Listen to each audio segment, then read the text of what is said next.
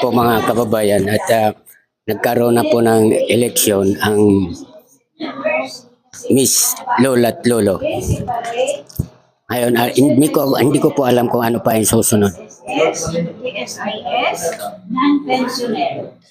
Okay. Yung mga katabi, dapat ito na isiseparate tabi ninyo yung lista ng pension, yung lista ng SSS, isiseparate ninyo tabi anong buong yung lista ng SSS.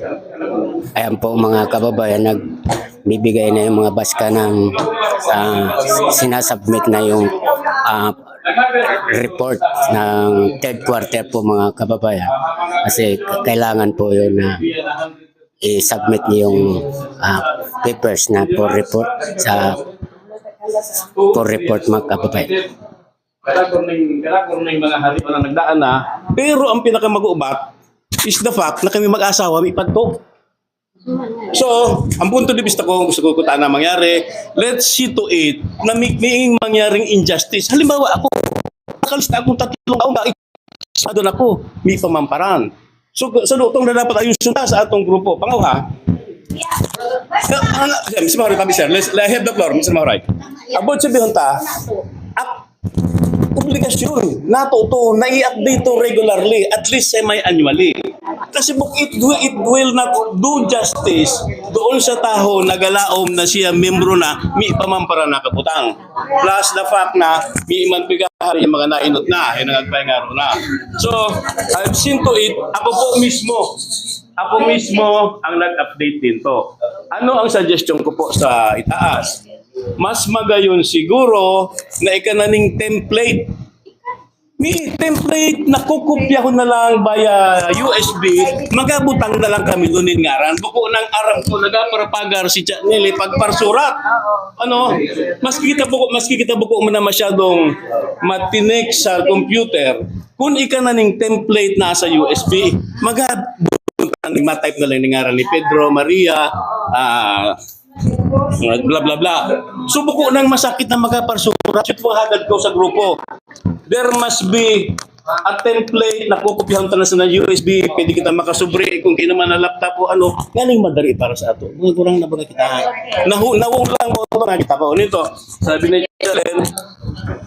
Ellen, dapat isiparar yung GSIS pensioner, SSS, plus yung senior citizen na pension, plus the non-pensioner. So, ang column ko dito, sa diling gibo ko to, pensioner, primero column, GSIS, SSS, senior citizen, and then non-pensioner. So, dun sa ako mong updated list, sabi nila good morning, 136 na kami, may pa kami kawaling mag-asawa, yata dapat 138. Pero upon scrutiny, harus magdambara ko ganyan mo kagabi, 140 kami. 145. Hinari ko na yung mga nagdaan, kadira ko na nagdaan, 145 pa, naglawas. Plus bago na ilog ko na. So it follows, doon sa 145, 7 GSIS pensioners, 3 SSS, 127 sa senior citizen plus 8. Imagine there are 8 na may panakaloob for the longest time. So we are doing injustice dun sa mga tao na nagalaom. Na supposedly matatawan maning, di ba? Maski may pa man na-evaluate, siguro may pa na-evaluate, may manakadog yung ngaran. Nawong ko lang po.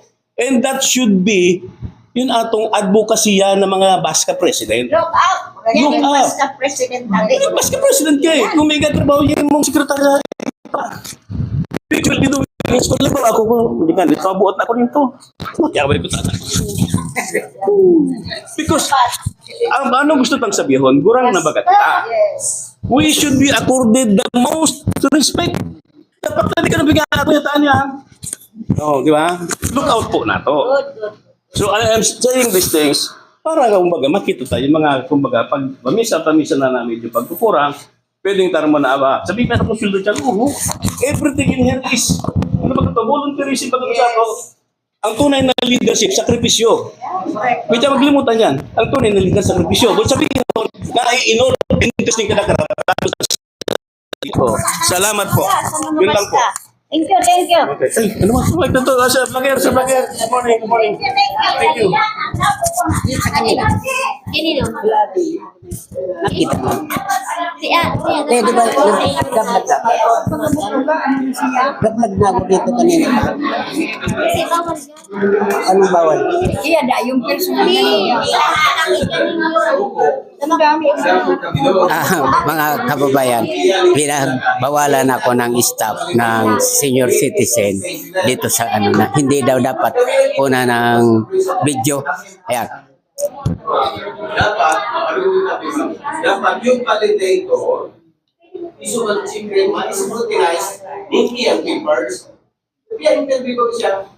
O, kung nagbubuhat siya sa validator, na-find out na with SSCR, hindi kasalanan niyang nagbubuhat, makalipin mo lang ang